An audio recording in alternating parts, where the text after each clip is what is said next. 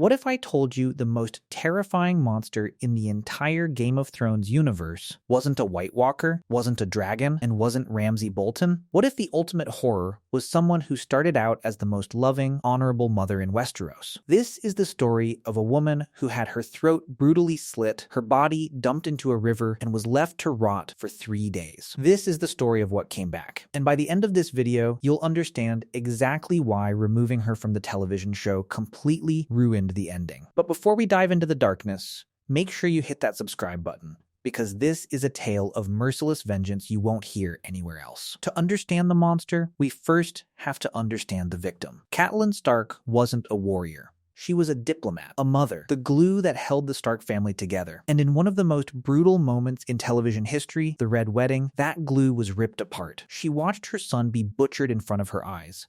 She felt the warm blood of her unborn grandchild on her hands. And just when you thought the nightmare couldn't get worse, looked her dead in the eyes and gave the order. Her throat was cut to the bone. She was dead. And as a final insult, the phrase stripped her naked, threw her body into the green fork of the trident, and left her to float away like garbage. Case closed. The mother is gone. But in Westeros, death isn't always the end. Sometimes, it's just the beginning. Enter Beric Dondarrion. For seasons, we watch this man die and come back to life through the magic of the Lord of Light. But there is a hidden rule in George R.R. Martin's world: every resurrection has a cost. When Beric came back, he lost a piece of his humanity. His memories faded. His personality drained away. He was a shadow of the man he used to be. 3 days after the Red Wedding, Beric and the Brotherhood find Catelyn Stark's body washed up on the riverbank. It's bloated. It's rotting. It's unrecognizable. But Thoros of Myr, the Red Priest, feels something. A lingering warmth. Beric Dondarrion makes a choice. He looks at this mutilated mother and decides to give her the ultimate gift. And the ultimate curse. He kisses her, passing the last spark of his life force into her dead lungs. Beric dies for the final time. And she opens her eyes. But I need you to understand, Catelyn Stark did not come back. What rose from that riverbank was no longer a lady. It was no longer a mother. It was a ghoul. They call her Lady Stoneheart. The books describe her in terrifying detail. Her skin is no longer the warm tone of a living woman. It is the pale, sickly, translucent hue of curdled milk. Her face is a ruin, a canvas of deep, ragged scratches that she tore into her own flesh with her bare fingernails while she was dead in the water, clawing at her own throat in her final moments of agony. And her voice? She doesn't have one. The phrase cut her throat so deeply that the wound never healed.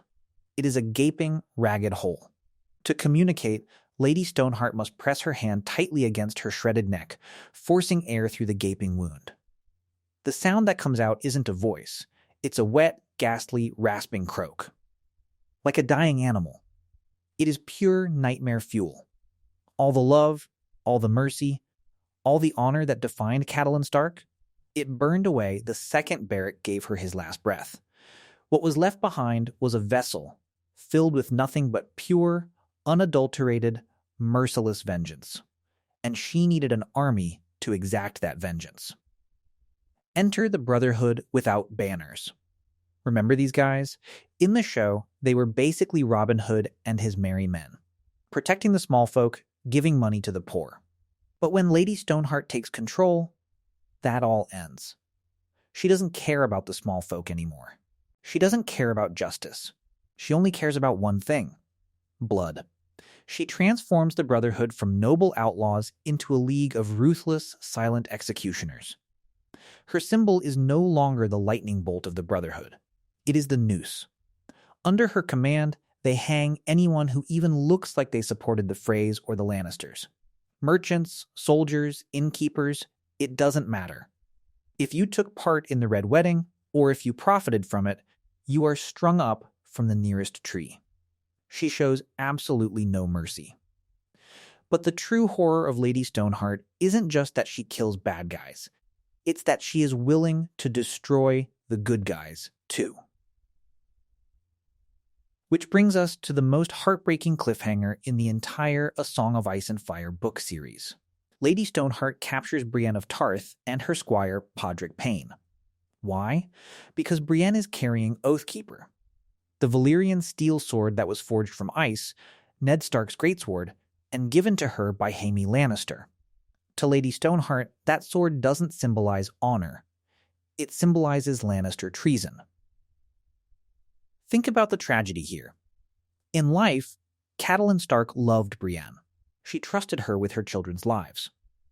But the undead ghoul, known as Stoneheart, doesn't remember love. She only sees a woman carrying a Lannister blade. Stoneheart gives Brienne an impossible choice: swear your sword to me and go murder Jaime Lannister, or hang. Brienne, being the most honorable character in the series, refuses to betray her oath to Jaime, and so Lady Stoneheart orders her to be hanged. The chapter ends with Brienne screaming a single word as the noose tightens around her neck: sword. We still don't know exactly what happens next. Did Brienne agree to kill Jaime to save herself and Podrick? We have to wait for George R.R. Martin to finish The Winds of Winter to find out. And this is why the show's decision to cut Lady Stoneheart is its greatest failure. In the show, the writers gave the Red Wedding revenge arc to Arya. Arya slaughters the Freys, feeds them to their father in a pie, and crosses them off her list. It's satisfying, sure, it's a popcorn moment. But Lady Stoneheart isn't satisfying. She is tragic. She is a walking reminder that in war, nobody wins. By turning Catelyn into a cold-blooded executioner willing to hang a hero like Brienne, George R.R. Martin is making a profound point: violence begets violence. The cycle of revenge destroys the soul.